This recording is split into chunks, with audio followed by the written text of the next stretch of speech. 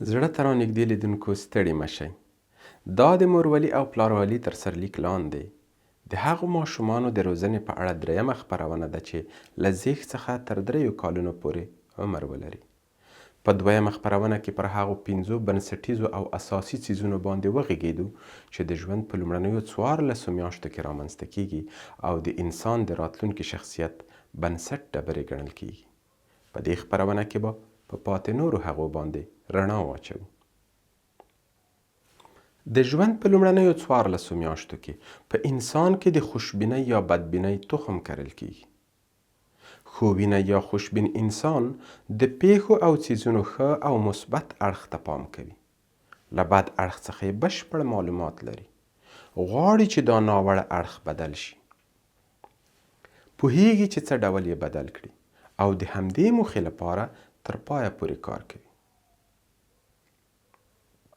یا په بله ژبه خوبین یا خوشبین انسان هغه نه دی چې یوازې د پیالې ډکه خوا ویني، بلکې هغه دی چې که پام او فکر یې د پیالې پر ډکه نیمایي ورټول دی. پوهیږي چې نیمه نوره تشه ده. پوهیږي چې دا تشه برخه څه ډول ډکیږي او پتیلې یې ده چې باید ډکه یې کړي. د همدې لپاره تر پایه پورې کار او هڅه کوي.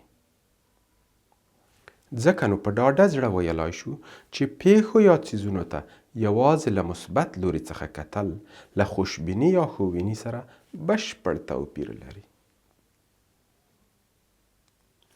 انسان د ژوند په لومړنیو 14 میاشتو کې د ښهوالي یا بدوالي له مخې د پیښو او څیزونو ترمنځ توپیر زده کوي.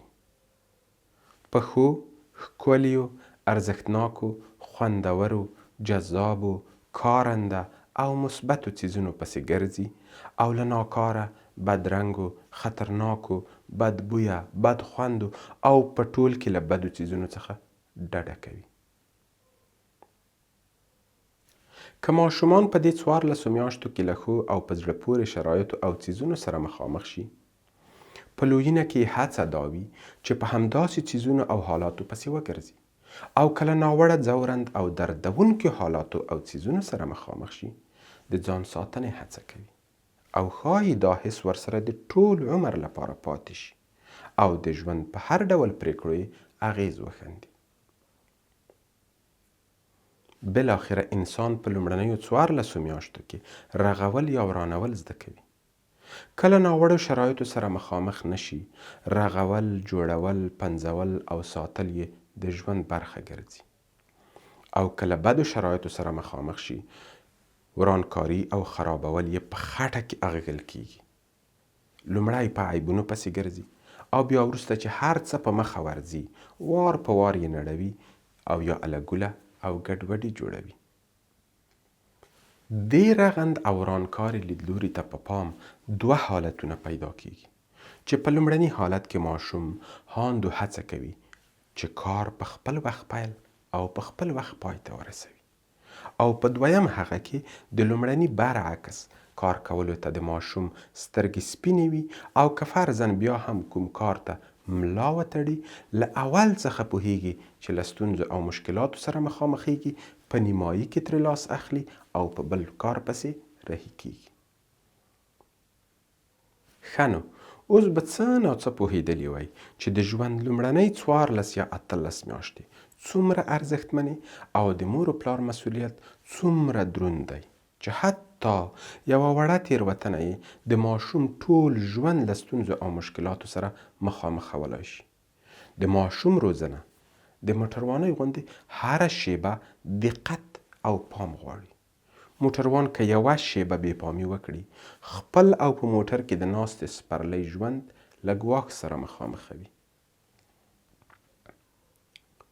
هرومرو به په ذهن کې درګرځي چې څه باید وکړو. د مور و پلار کوم کار ښه او کوم ناښه او ولې ښه او ولې بد دی. د ماشوم روزنې کارپوهان سپارښتنه کوي چې که مور و پلار له خپل ټول وس او توان سره سم 10 ټکیو ته پام وکړي، په خپله داسې شرایط او چاپیریال جوړیږي چې بچیان به یې هغه ټولې ښېګڼې ولري چې مخکې یاده شوې.